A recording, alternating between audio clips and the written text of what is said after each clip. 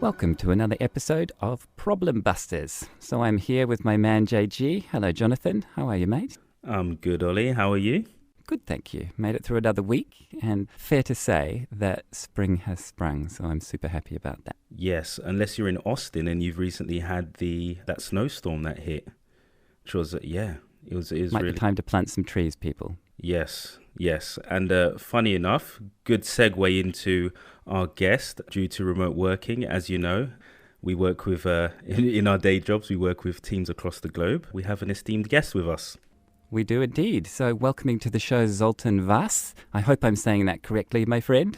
Yes. Co-founder and co-chair of an interesting group called the Tech London Advocates Group, and also can I call you a remote working Jedi? I think I can. Welcome. Yeah. Good evening. Thanks for the great introduction.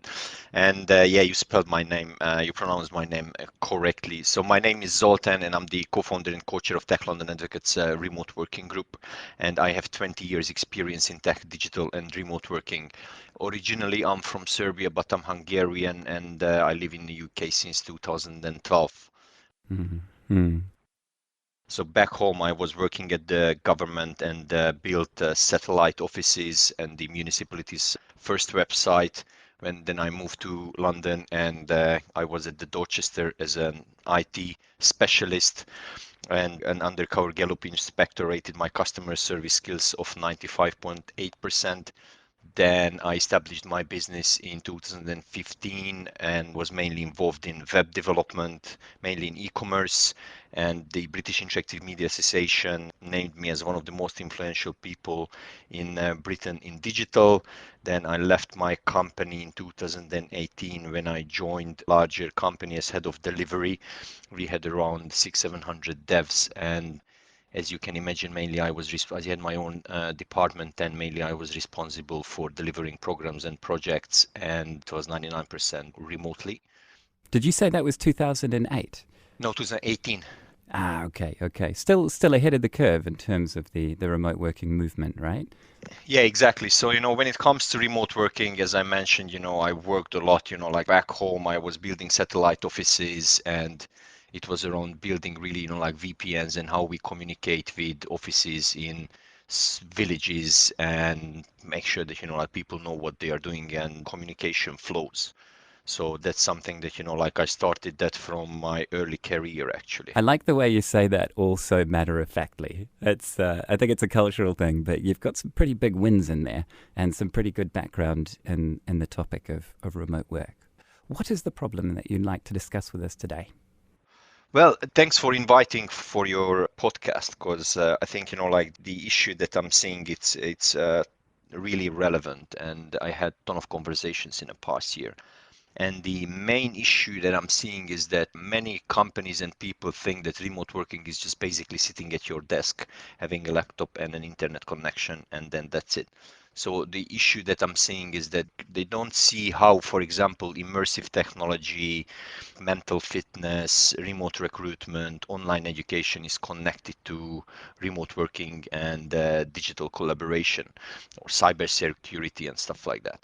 And this made me realize that actually now we need to talk about future of work, because the future of work is the umbrella where, let's say, we can talk about remote leadership, online education, diversity, equity and inclusion, remote recruitment, working space, body and mind, cybersecurity, immersive technology, etc.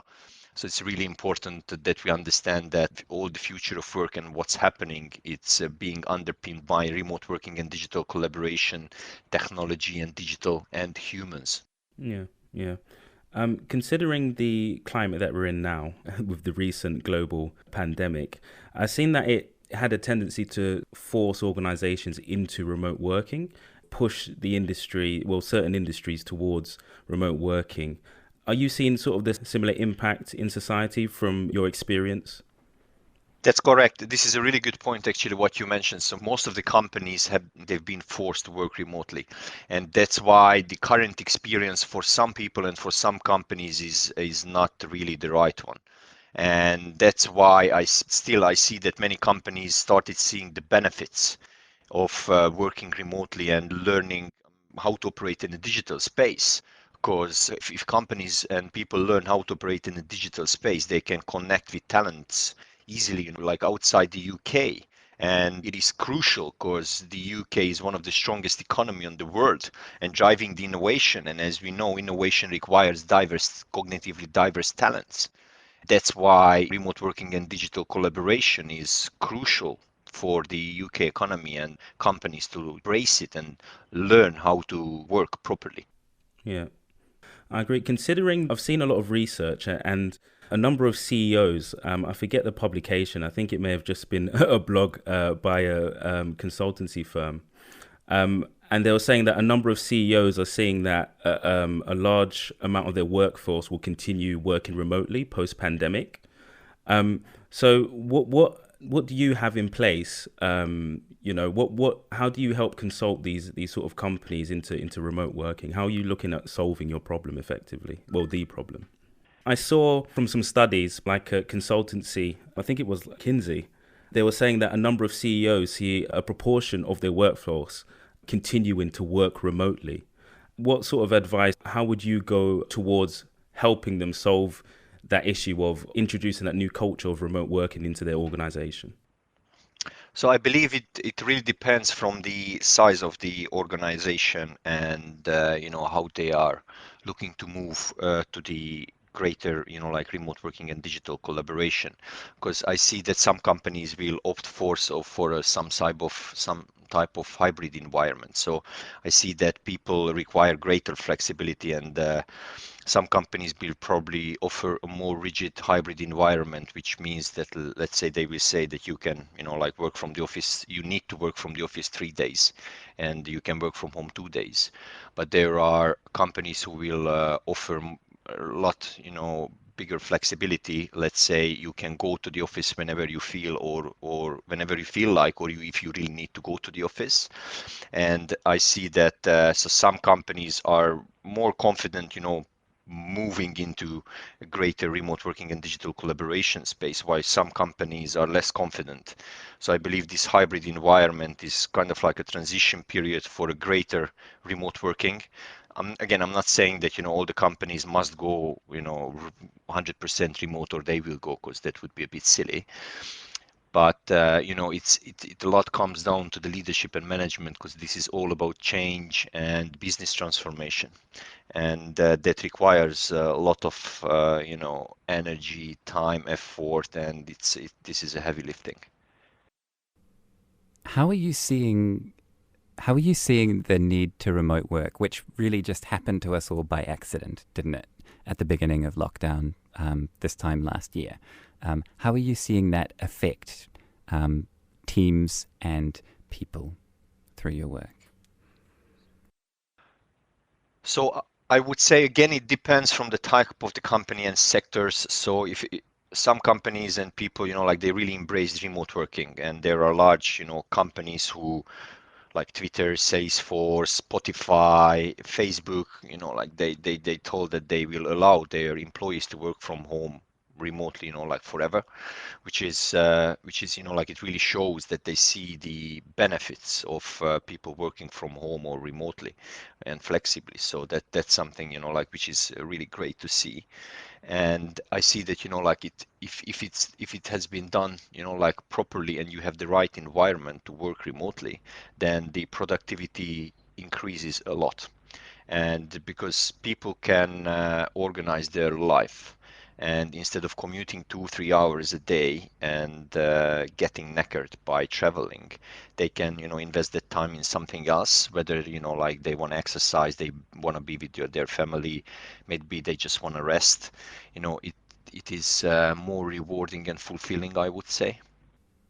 And you know what's quite interesting to me, and I guess one of the reasons we really wanted to have you on the show, is that you are one of few people who was talking to folks about remote working before we all had to do it anyway.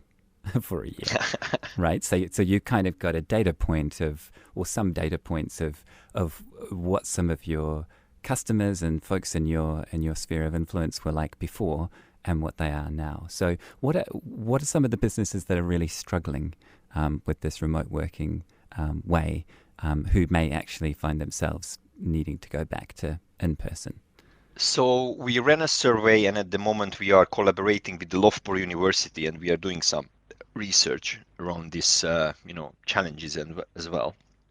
And so far, I see that most of the companies are struggling with the remote leadership and management. So basically, how do you, manage and lead teams in a digital space? Because it's completely different than managing teams face to face. And then the remote working practicalities, communication. So, there is, a lot to this. So that's why basically when I understood that people, they just, it's just because it can be quite complex if you can't see the big picture. And that's why I opted to develop, my framework around remote working digital collaboration, so I can showcase to people, how the big picture of remote working and digital collaboration looks like, and what you need to look at if you want to nail it and solve problems and come up with the right solutions and right tools. Do you want to take us through the framework? Yeah. I know you wanted to ask that too, Jonathan, so I thought, I'm going to let him say his thing. Am I going to let him? Yeah, of course. So basically, what I put together is that you need a space, you need a dedicated space, basically. And you can work from the bed and from the toilet, but I would not really recommend that, right? So you need a space, you need desk, you need chair, you need lighting. So, some people think that it is obvious, but I had conversations with people from larger organizations, and they were telling me that actually it's not. So this is interesting that, and important that we highlight is that you need a dedicated space if you work from home or remotely, because it's just important. And then we need to look at our employees as humans. So we need to look into body and soul, which is, we are talking a lot about mental fitness, embodiment, physical fitness. So these are all important when it comes to productivity, because if you understand why, let's say, the productivity is low, why that certain employees' productivity is not on a high level, it can be that, their environment is not right. Maybe they live with 10 other people, or they have a toxic relationship, or they live in an abusive relationship, or who knows what. So that can affect productivity. And this is why it's important that we understand, our employees, as humans.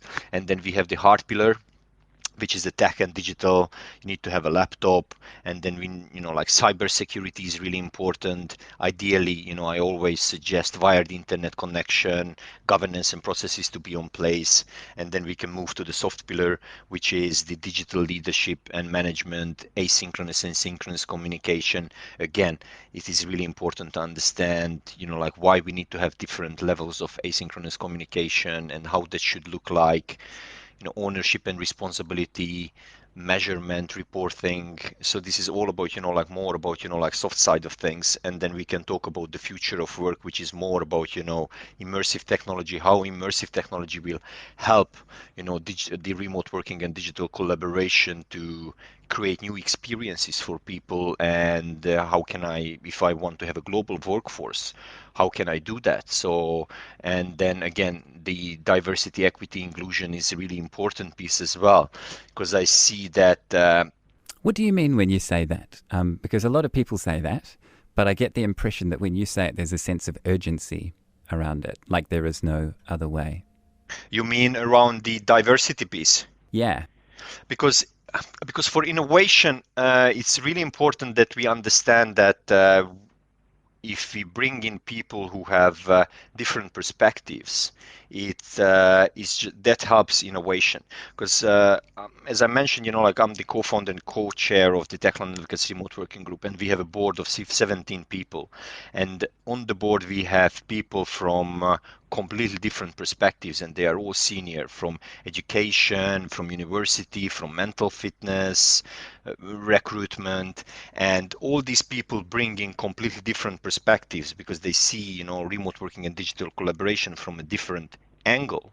And that's really important from the innovation perspective, because we want to think outside the box, and this diversity really helps us to innovate and think outside the box, because you have certain experience, knowledge, and you come, like from one perspective, but I can see probably, like few things, like from a different perspective. And if we have the right environment to discuss, that's how we can start building. And again, when it comes to diversity, it's really important that, for example, we understand that there are people, let's say, who are disabled.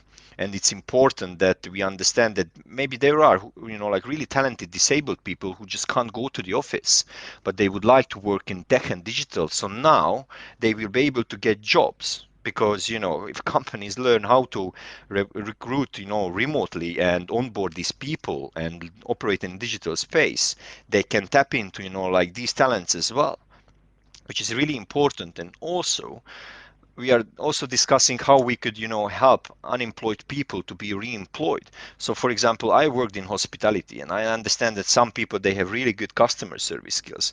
So, with a bit of a upskilling and retraining, like those people from hospitality, because the hospitality has been, significantly damaged, right?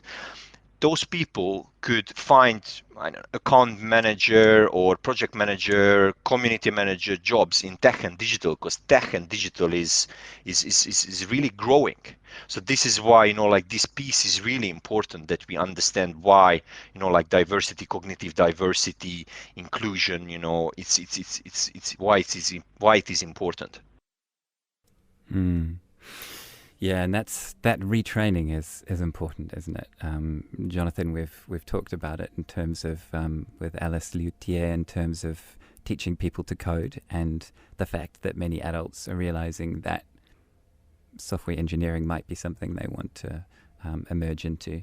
I know that as we grow older and perhaps get a little bit more senior, Jonathan and I both think a lot about how to attract good people to our teams, right, Jonathan? Yeah, I think it's not easy. Yeah, it's interesting. Zoltan was talking about the hospitality sector, because a lot of the teams sort of I run are customer service focused, and that's one of the things that I've found, historically quite easy and quite good to do is to sort of upskill people who are really good, exceptional customer service, and it's just training them on the tech, right? And then, yes, and then you're up and running.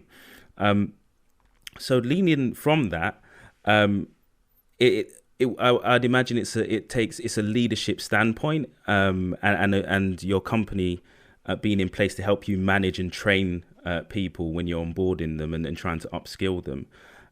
Would you mind running us through how approaches to leadership and management need to change to facilitate this? Well, that's definitely, a big change needs to happen, like in leadership and management around, especially around understanding how they could lead and manage in a digital space, because leading in a digital space is not enough. You need to manage and when as deliver. So, and that's the thing. So, then again, like the communication plays crucial part of this. And because all these, like if you are a leader in a company and you work remotely, you need to make sure that you're approachable, and people can, like reach you, and they see that actually you are doing something. Because turning up and running meetings without, like having any, like conclusions on who is doing what and stuff like that, it's employees will start questioning, your position at some point, like, okay, like what are you exactly doing? Just talking stuff, and then, so that's the thing. So it's really all about, doing then delivering as well for leaders and manager and staying close to their employees. And you need to create that environment that they can reach you and build that culture basically. Okay, so in terms of that, then the types of communication you spoke about, do you mind just running us through those? Because I remember you said asynchronous and Synchronous, yeah. synchronous, yeah. Yes, that's correct. So, for example, when we are talking about asynchronous communication, it's really important to understand that many people are trying to communicate only via emails. And so I have a software and website delivery background. So I understand that even in asynchronous communication, you have three levels. So on a high level, you are using emails, and then on a mid level, usually you are using a project management tool or any tool that, like helps driving the company forward, and where you can actually track things and pull reports and see what's happening on the ground. And on the lower level, you could have an informal, you know, communication channel like Slack, and that's where you can build, engagement and talk to people. And that's a really powerful tool, by the way. And many companies, I still believe that they are underestimating the importance of having three like levels of asynchronous communication. So when it comes to the synchronous communication, there are like ton of different tools, video tools, chats. It's again, like I would say, it really depends what the company prefers, and I believe like what is on offer and stuff like that. So Okay, it seems like that's a lot of data. Would you say that you would need to centralize like information definitely. if you're dealing with remote teams? Definitely. So this is actually, like it's a really good point, and you definitely need to centralize and keep everything in the cloud, because and unify as well, because it can't be that you like store data on different platforms and different computers, because if you don't have access to it, like then you can put yourself in a really difficult position. It's the same, for example, if you don't have the data, let's say in the project management tool, maybe you just have it in emails or somewhere else. If the employee leaves, then you can be in a difficult situation, because you won't be able to access maybe the data, or if you need to, if a new employee takes over that project, how they will be able to find that data. So if you're using the right tool where actually you centralize everything and everything is there, then it's a lot easier to, like to deal with that data. Yeah, that's a big one. I've even noticed that it took me a long time to even get used to the idea of SharePoint. Once I did, I found it really frustrating that others might email me a file, especially an attachment, maybe an Yeah. Excel doc, and then the worst is the here's a file, everybody, we all need to work on this, and it's attached. And my heart sinks. And the first thing that Yes. I do, and maybe this is annoying, first thing I do is put it on SharePoint and reply all with a link, because otherwise you just get madness in 8 Yes. versions. Exactly. And then and that's the other point, like is the version control, because then you won't be able to, control anything, because and then you are messing around with the files and stuff like that. So that was a really good point actually, because this is crucial that you centralize, unify everything basically. Hmm. Should we talk a little bit about the global talent pool again? And you talk a lot about leveraging that global talent pool being vital and necessary in order to become truly remote, and build a truly remote culture. What do you mean by that?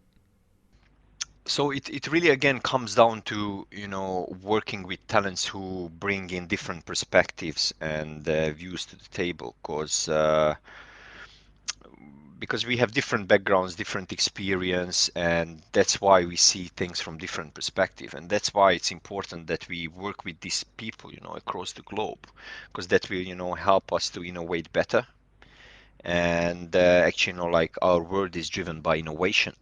And the UK, as I mentioned in the beginning, the UK is a driving force of this, and that's why it's important that companies really embrace remote working and digital collaboration, and learn how to operate in a digital space and engage with talents across the globe, because that will give companies the power to, like to keep, like innovating.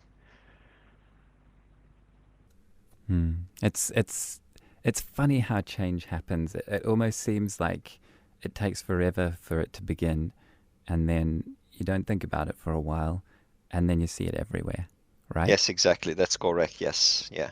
Which is, I believe, like it from my perspective, like it definitely brought a lot of challenges as well, but brought a lot of opportunities. And I think, I mean, I don't think I know that, basically our life, how we live our life and how we work is certainly changing. So the default, how we worked 2 years ago, is definitely gonna change. Yeah, I think that leads me into another thought I've had just with regards to remote working. So the way we lead our lives have changed when we start to factor in remote work. So usually you'd have that cutoff point where you'd leave the office, you would leave your work environment, and you'd travel home and maybe wind down and go to the gym. But now it seems it's very easy for your personal time and your work time to sort of blend into one. Is there any bits of advice or anything you've seen along the way to help people avoid the pitfalls of overworking and burning out? Yeah, I mean, I've been there and done that because in 2015, when I started my business, I burned myself out, like quite regularly. Like there was a period when I was burned out in every 2 months.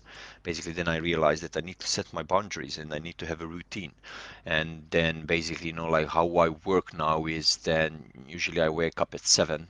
Then I have around 15, 20 minutes thinking time, basically just thinking through my priorities and what's coming to my way, and sometimes doing, some 10 minutes just, meditation just to clear my mind, and then I'm jumping into doing 3 times 50 push-ups, and then basically I start my day. So around 8, I look into my emails and what needs to be done, and I'm having my breakfast around 9 o'clock, and then usually I start, like having meetings around 10.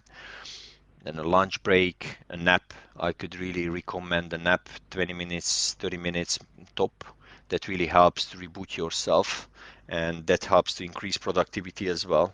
And you need to set boundaries at the end of the day. Let's say if you want to finish at 5, then you finish at 5, you close your laptop and put it away.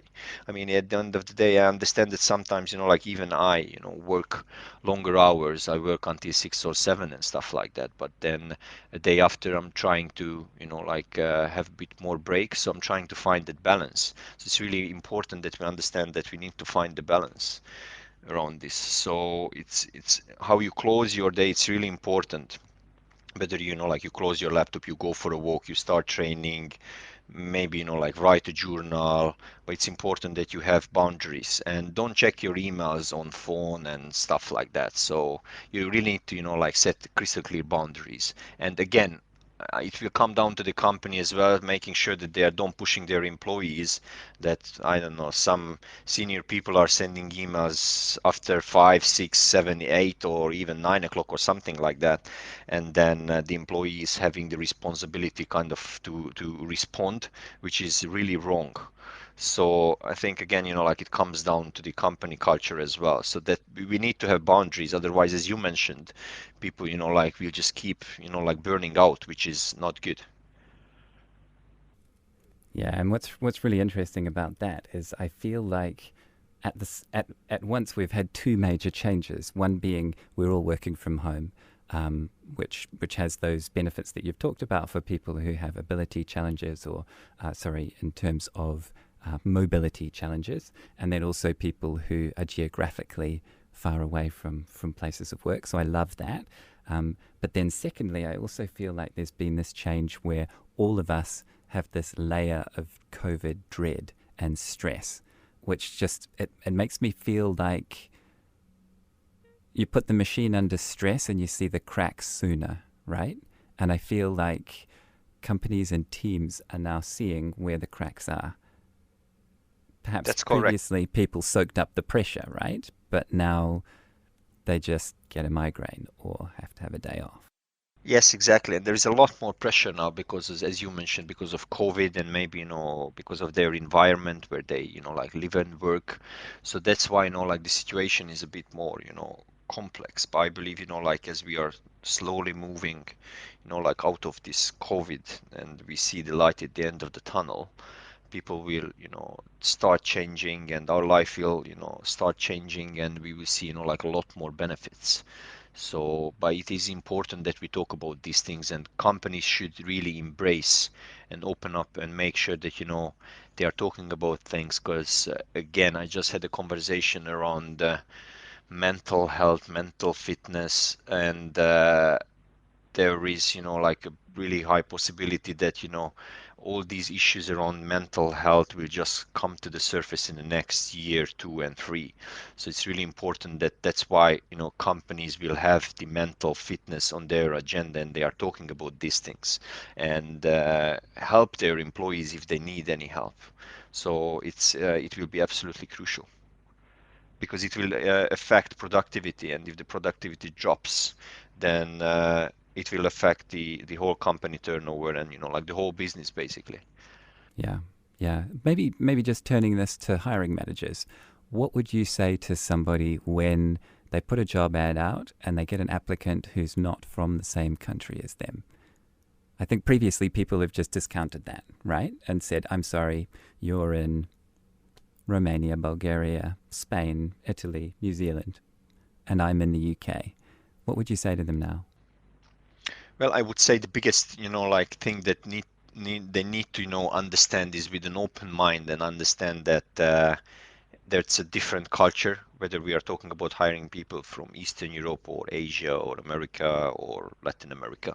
So approaching this with an open mind. So probably, like a bit of a training around this within a company could be, like super useful as well. It's just opening people's eyes to understand really that when you're dealing with different culture, because I'm coming from Eastern Europe, I can come across sometimes as too direct. Even, like for some people, maybe I'm too aggressive, but I'm not. But it's just, and even though, like I'm trying to, like soft my approach, and I can come across, like wrongly sometimes, but it's important that, like whoever is on the other side understand that, my background is a bit different. So, and as the same applies to, for example, for Eastern European to understand the British culture and how, like the British people come across sometimes.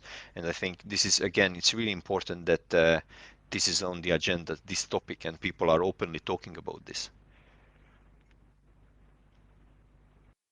Yeah, yeah. Do you see a global culture developing for remote working in teams? So any sort of commonalities that sort of bridging that gap between the social norms from different cultures like the UK or anywhere in Eastern Europe or Asia? Are there just conventions that you're noticing that's going on culture wise with remote teams? So I believe, all this, what's happening now with remote working and digital collaboration, the larger companies who really embrace remote working earlier than COVID, like before COVID, they definitely, like ahead of the game and they see the benefits and they know what they are doing. Companies who never did this before, they are entering a new territory and it's really important for them that they understand this and they like they really have this discussion and actually they talk to people who really understand these cultures because again, for example, if you are opening an office, let's say in Eastern Europe or Asia, and if you are hiring the wrong person who don't understand these cultural differences and don't understand, like proper leadership and management, then that could, like that could be a big problem because I see that, like in some companies, that's quite a big challenge actually.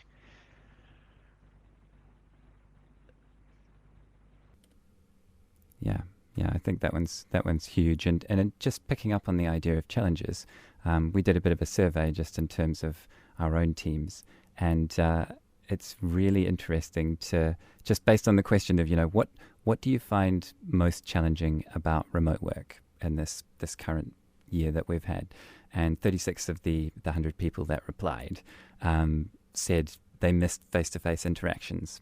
And that was by far the most. The second one was having a reason to leave the house, 16%, and then having a clear separation between work and not work. And particularly what interests me there is that missing face-to-face interactions. Like when I read that, I was like, I see people's faces all day, every day on Zoom, right? But of course, that's not quite the same, is it? And it's not just that we're no longer seeing our colleagues face-to-face and having a chat around the water cooler and walking out to lunch, which just seems like an illicit thrill to me now to think that I could do that with somebody. It's also the fact that I don't see anyone outside of the house and my private life also. It's a double whammy, isn't it?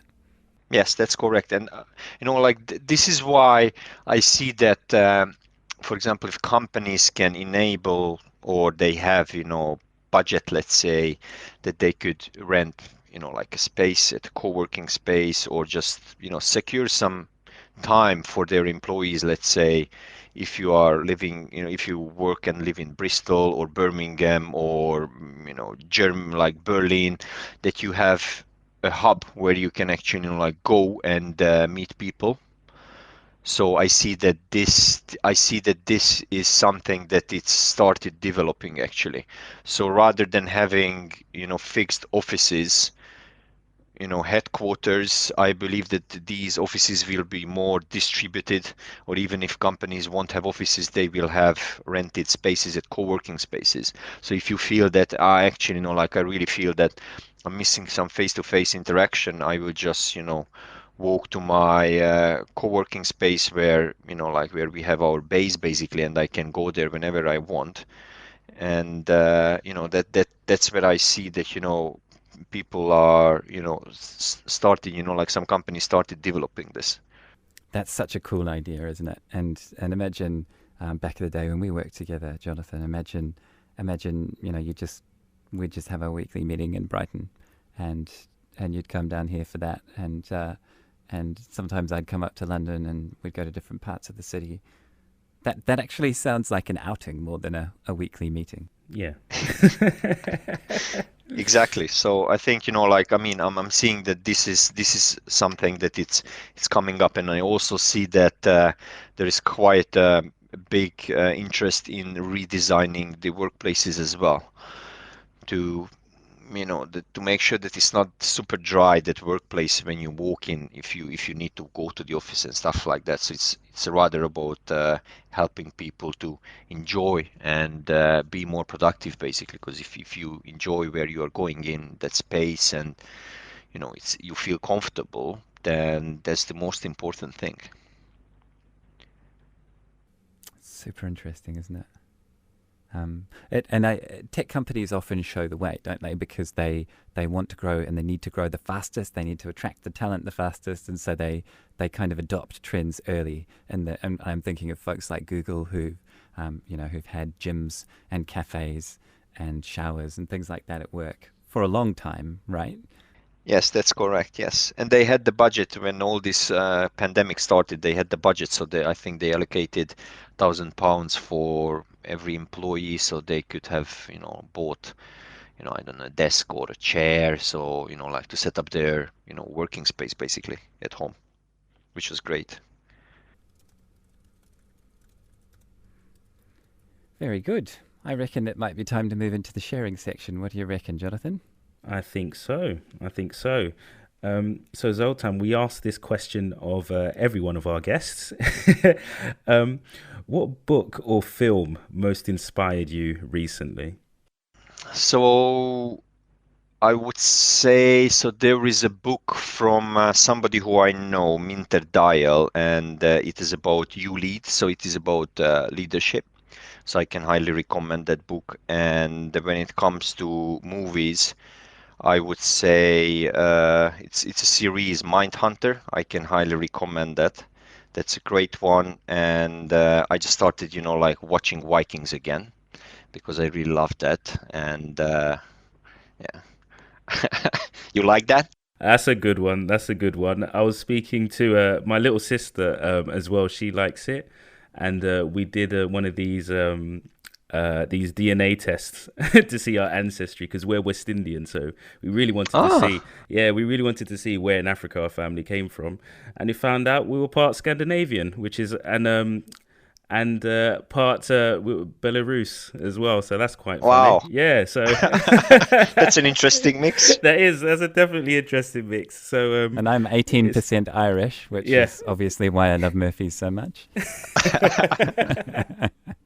Some commonality. Yeah, so it was quite interesting because my dad used to say there's a European in our family, a few generations back, and it was just funny to find out where they were from. But yeah, so awesome, it was awesome stuff. But Vikings, very good series. And Yes, yeah. and what about tech? What technology is improving your life at the moment? What's on your list of things that you would share? I would say at this stage, I bought like a year ago, a really like 6 months ago, a laptop that really, like helps a lot.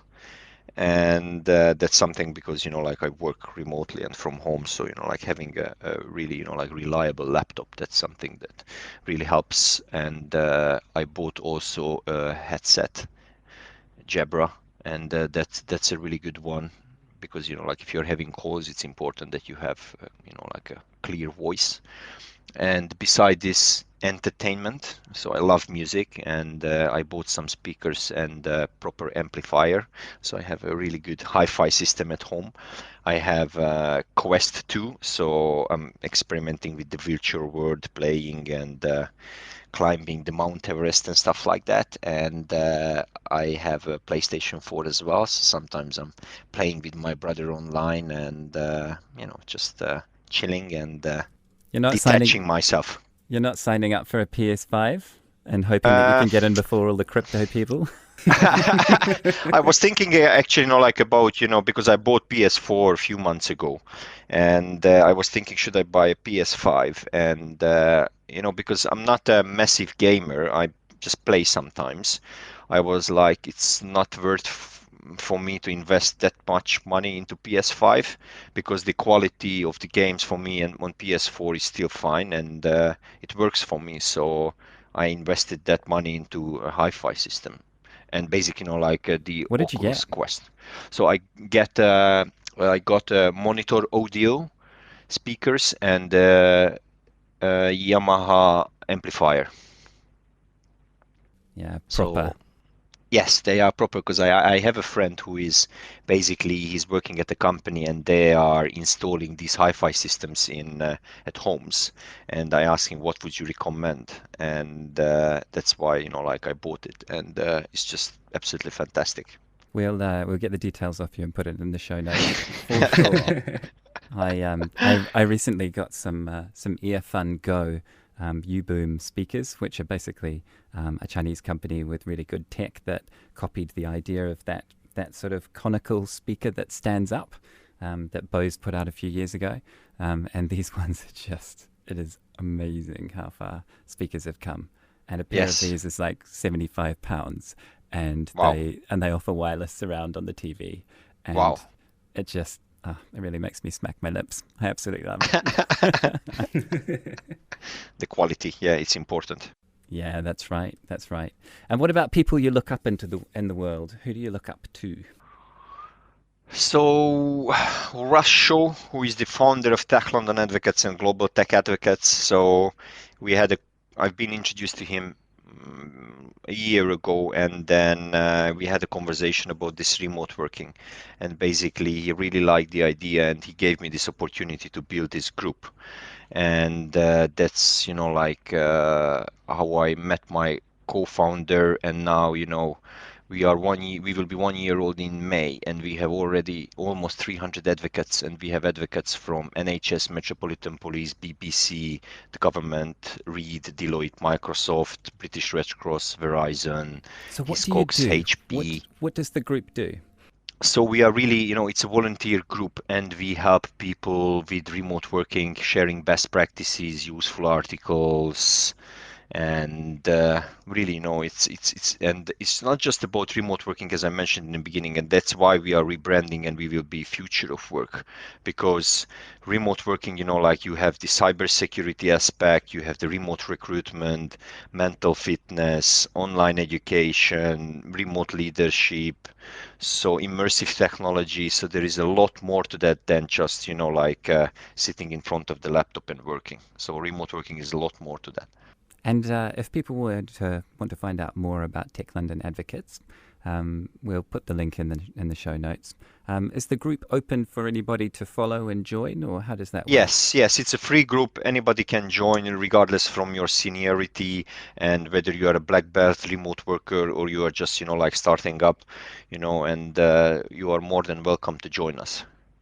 We have, various subgroups as well, working groups. We are building, working squads basically, and anybody can join us. And basically, Rush Show really helped me and basically, to build this group, and I'm really grateful for that, because it just, helps so many people, our society, and then, we will be able to shape the future of work, which is fantastic.